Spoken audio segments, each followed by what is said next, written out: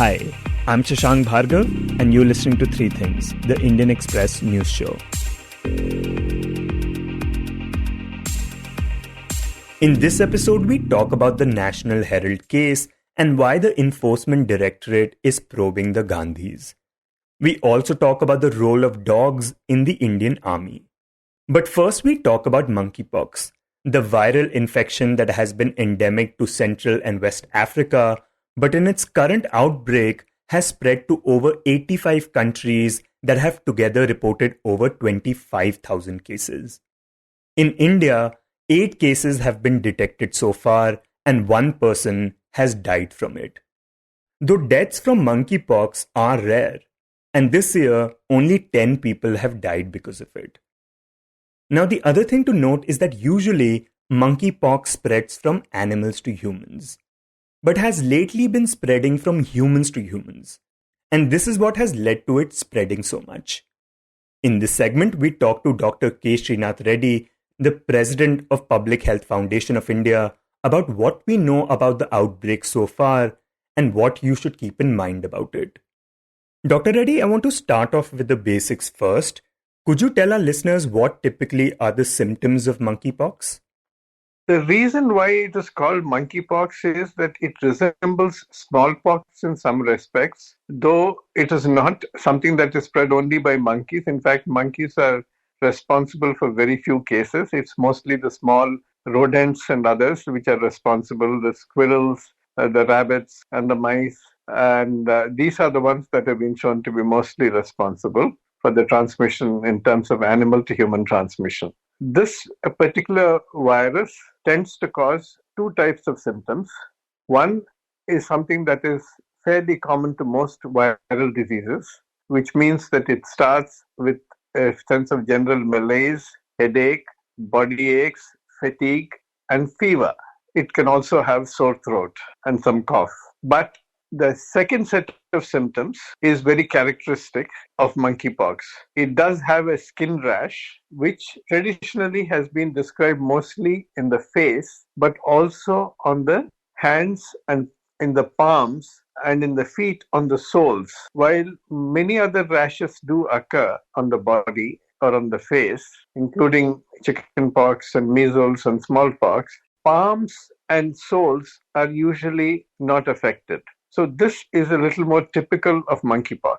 The other very typical feature of monkeypox are swollen lymph nodes. Sometimes even before the rash appears, the lymph nodes of the body can start swelling and can become very painful. So along with the general features of a viral disease, you also have very typical features of monkeypox, which are swollen lymph nodes and a rash which is distinctive.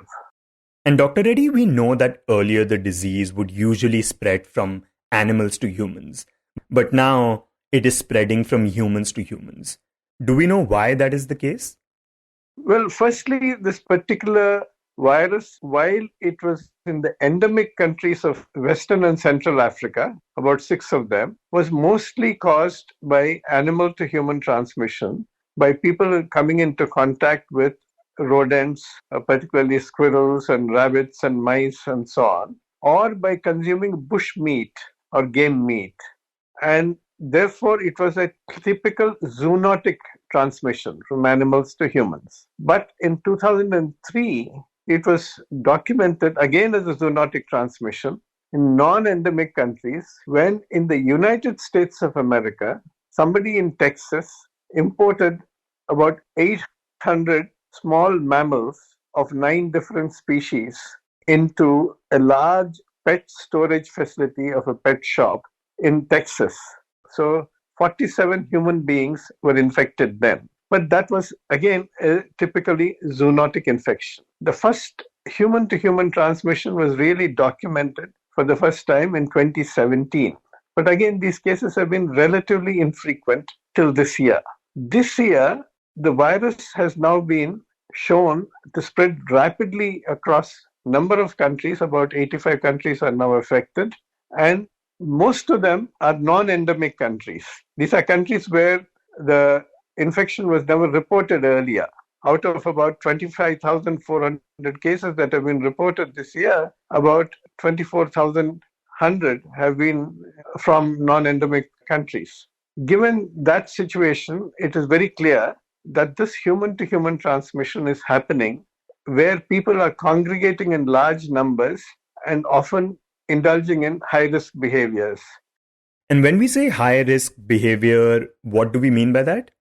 So there have been all kinds of raves, stag parties, and so on. And it has been shown that particularly in the first 16 countries where this was studied in this year's outbreak, 98% of the cases involved men having sex with men. Now, if men have multiple sexual partners and there is little use of protection by way of condoms, then the likelihood of transmission is there. Now, it's not only the sexual mode of transmission.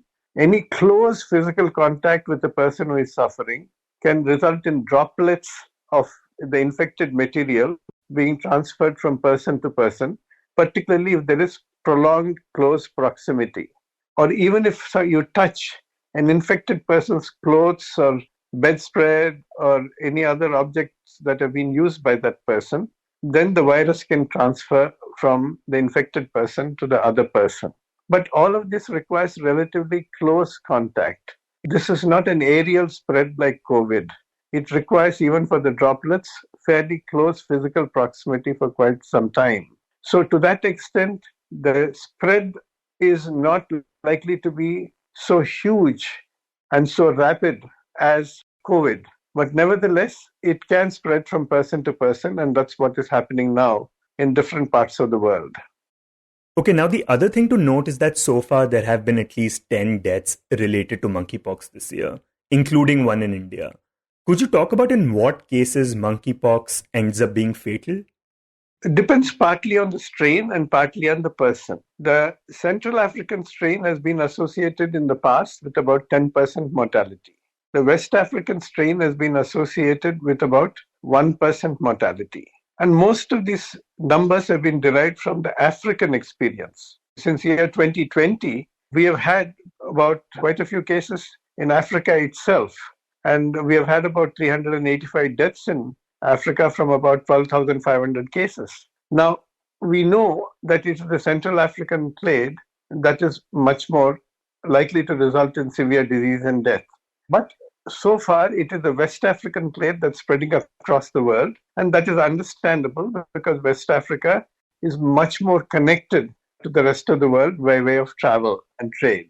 However, the concern is that if the individual concerned is having high level of comorbidities or is immunosuppressed or is indulging in a number of other high-risk behaviors like taking drugs, depress your immunity, the person becomes very susceptible. That's why we are seeing some of the young people also. A 22-year-old person died recently in India.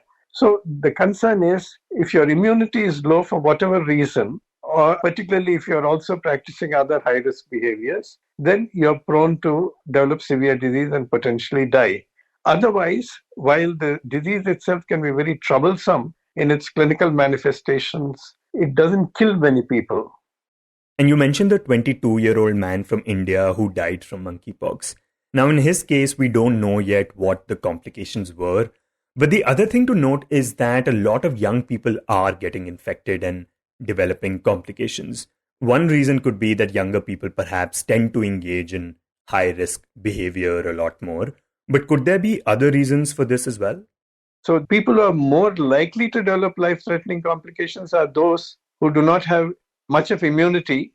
And it is possible that some of the younger people who have died have never been vaccinated or exposed to smallpox. So some of the cross-immunity that existed in people who were vaccinated to smallpox prior to 1980 may be quite immune, or at least some residual immunity is there, where people who were born after 1980 may not have had any exposure, certainly not to monkeypox and not to smallpox either. So there is no trace of immunity in them to fight out a new virus that is spreading rapidly. And Dr. Reddy, once someone is infected by monkeypox, is there a treatment that doctors prescribe or look at? There is one antiviral drug that was developed again, smallpox, but that was before 1980. So there are some stockpiles of that existing, and that can be produced in larger amounts as well. So that is already tested and proven antiviral drug.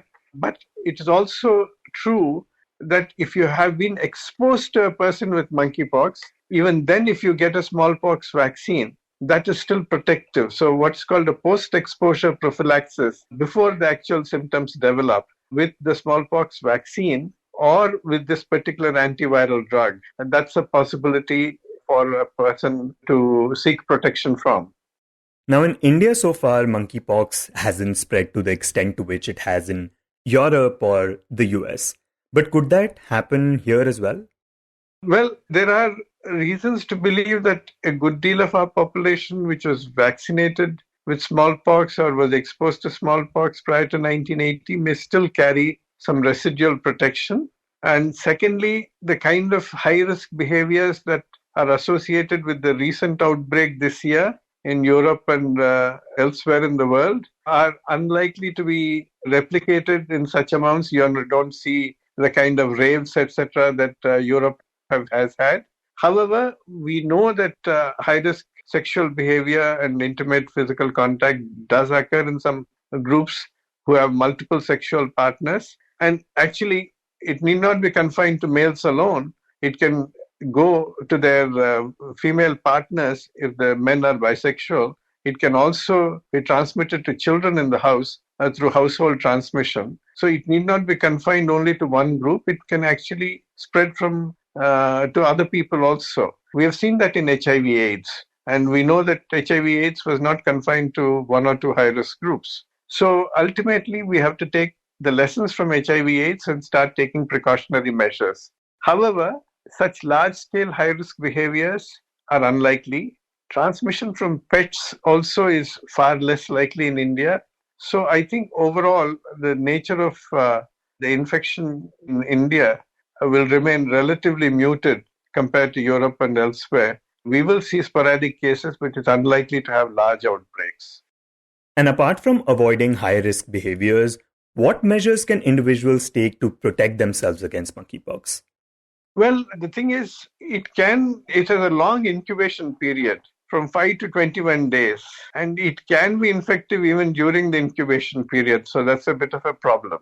So best is to avoid high-risk behaviors or contact with people who have high-risk behaviors. However, once you come into some contact with somebody, or at least you know that somebody has it, definitely make sure that you take the precaution of observing whether any infection has happened in your case and watch out for symptoms.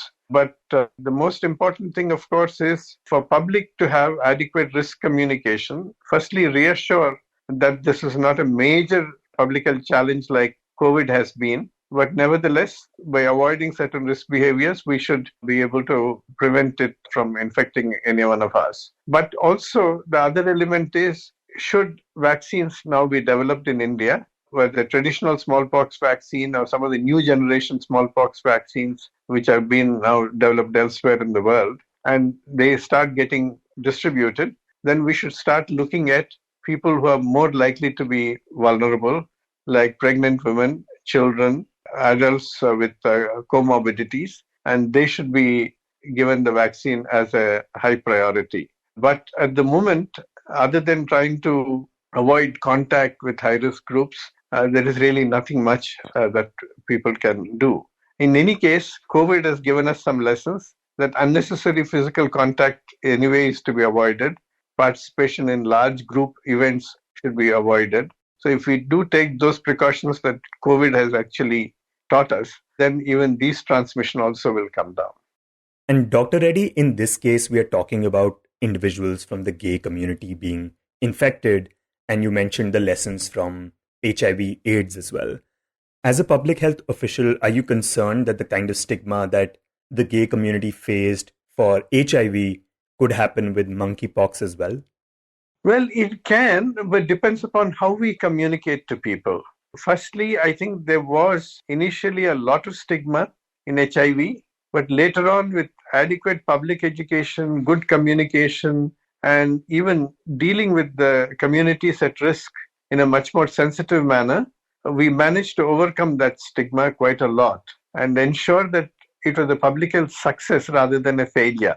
Because you will tend to drive any pandemic or epidemic underground if you have stigma. So that lesson was fairly clearly learned, that we actually have a much more sensitive approach, a respectful approach, while cautioning people to avoid high risk behaviors. And the WHO Director General has given a very clear cut indication there that you should avoid multiple partners and you should use protection so that you prevent yourself from getting infected. So these are the kind of messages we have given out in HIV/AIDS as well. So we ought to really fall back upon those lessons, but avoid the stigma, avoid pointing fingers either at individuals or even at states which are reporting higher numbers. If Kerala is reporting high numbers, it is because they have developed a very good surveillance system.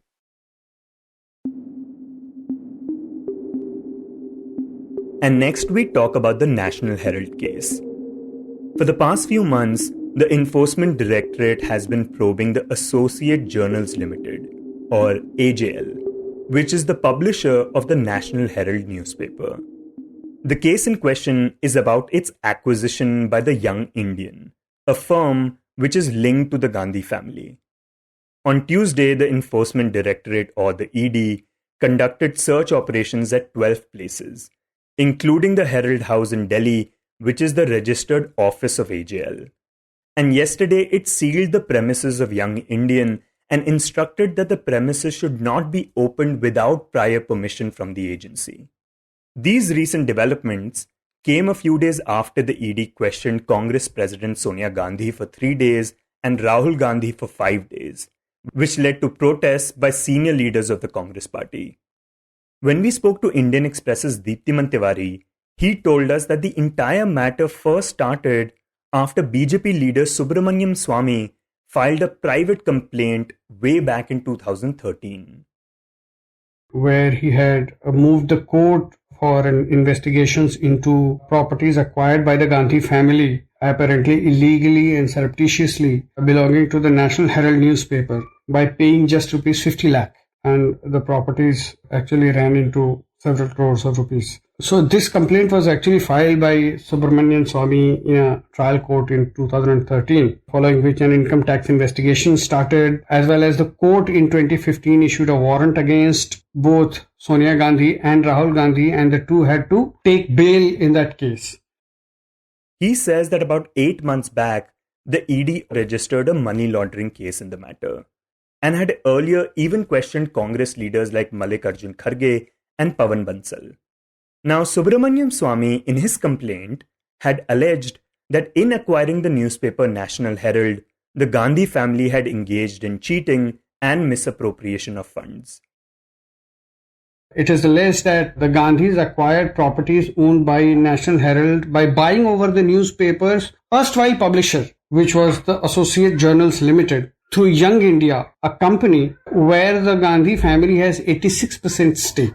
So the allegations were that AJL was running through losses and Congress gave it some money to bail it out. And then the Gandhi family, to set off that loan that the Congress gave to AJL, they bought entire AJL for just rupees 50 lakh, and by that way acquired properties which were owned by the National Herald newspaper worth crores of rupees for just about rupees 50 lakh. That is basically the allegation in this entire matter, and the income tax department has already made an assessment and given a tax notice to the Gandhis. And it is alleged, even in the complaint before the trial court, Sonia and Rahul and some other people had been accused of misappropriating funds to the tune of rupees 90.25 crore. This was the money that AJL owed to the Congress. And to set off that loan, they bought AJL through Young India by paying just rupees 50 lakh.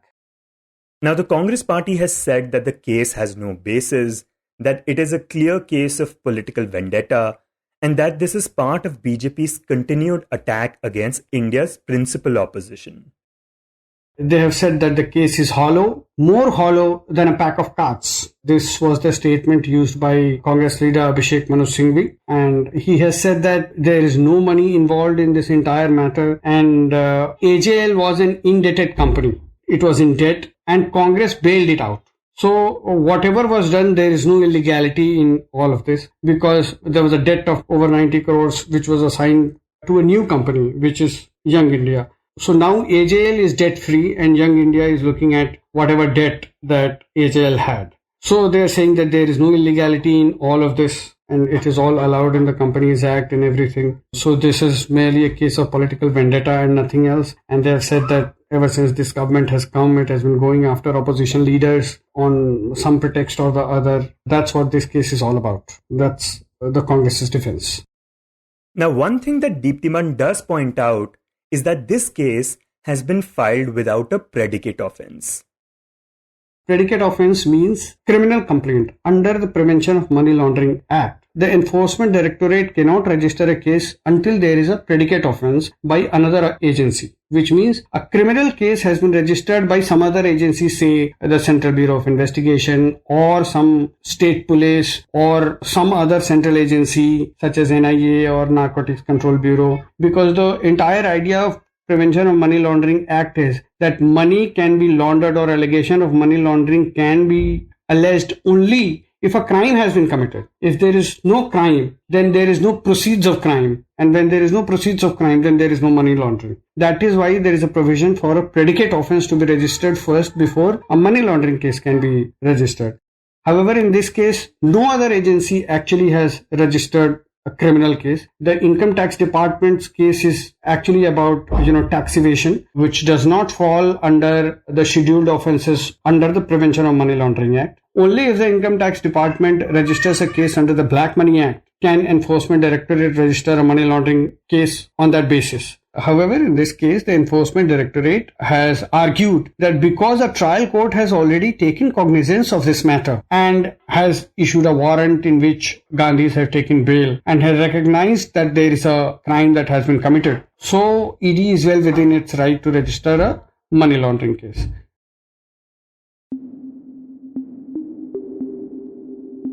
And in the end, we talk about the army.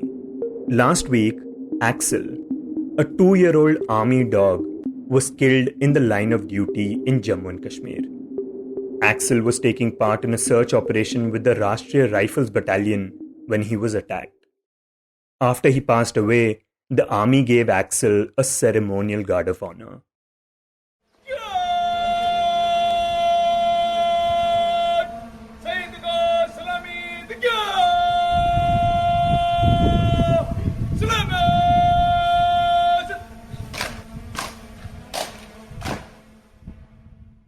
In this segment, we speak to Indian Express's Aman Singh Chhina about Axel and the duties that army dogs perform. Manaman, could you begin by just talking about how Axel passed away? Yes, Shashank, what actually happened was that on that day, which is on 30th of July, a unit of the Indian Army Rashtriya Rifles Battalion called 29 Rashtriya Rifles was taking part in a search operation where a militant or a group of militants was suspected to be hiding in a house. And as is the norm that in such operations, there are these dogs who are well trained, the army dogs of the kind that Axel was, and they are used to search, sniff around, and find out if there are any explosives in any of the rooms where the soldiers might be entering. And they also look around for human smell so that it would be known that there are some people who are hiding inside the room. So along with his handler, who is an army Jawan, this dog Axel was going room to room, checking for explosives and presence of any individual. While he had already cleared one room, there nothing was found in it, and he had entered the second room to clear when it was found that there was a terrorist hiding there. The army sources say that he pounced upon that terrorist because these dogs are trained to do that. They are attack dogs, and that the terrorist fired from his assault weapon onto this dog, and he was later, the post-mortem revealed that Axel suffered 10 bullet wounds, and he also had a fractured femur, so that these were fatal injuries, and he died on the spot. And Manaman, do we know how many dogs are there in the army and what kind of duties they typically perform?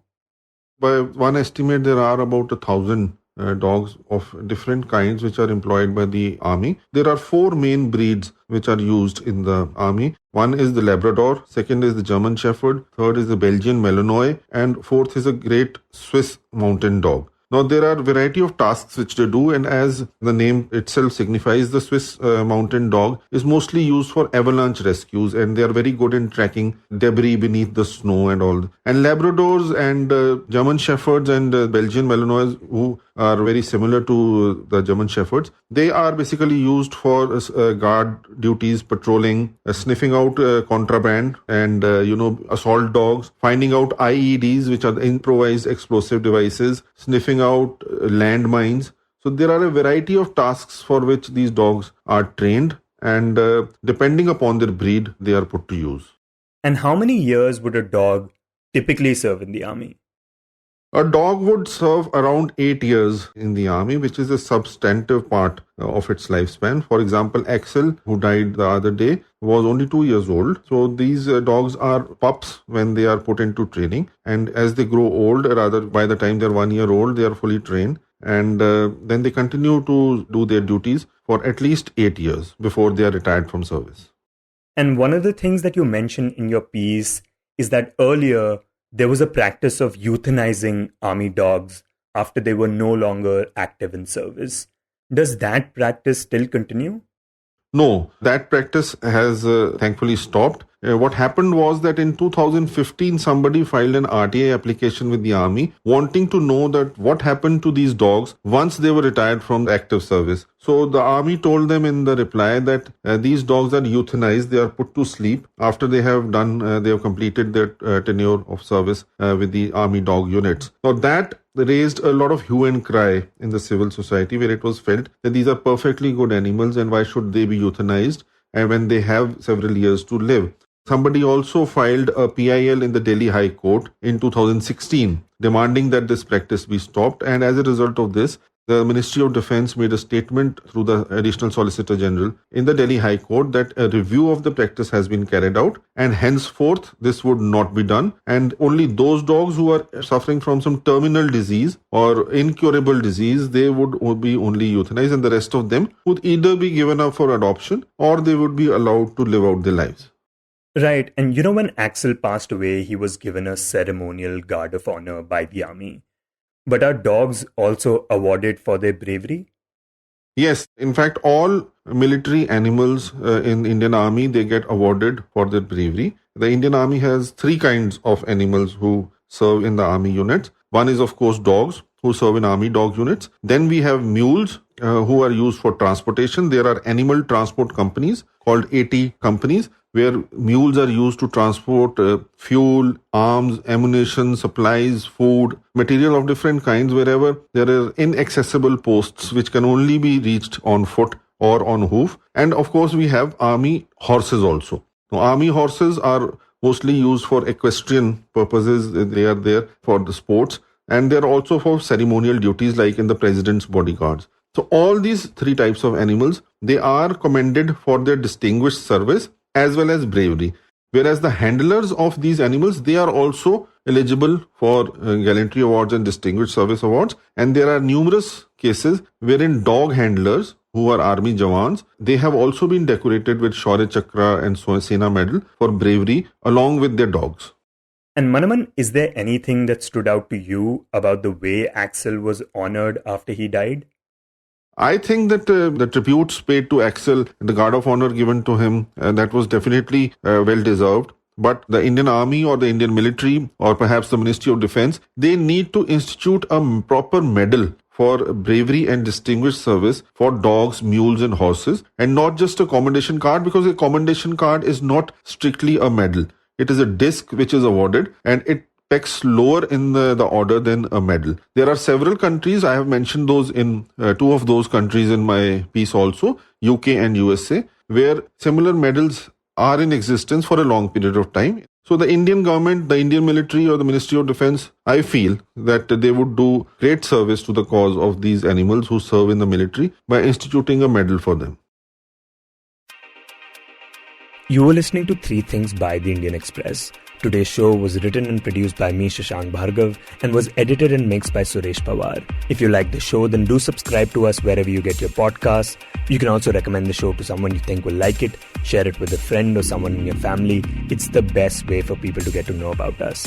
You can tweet us at Express Podcasts and write to us at podcasts@indianexpress.com.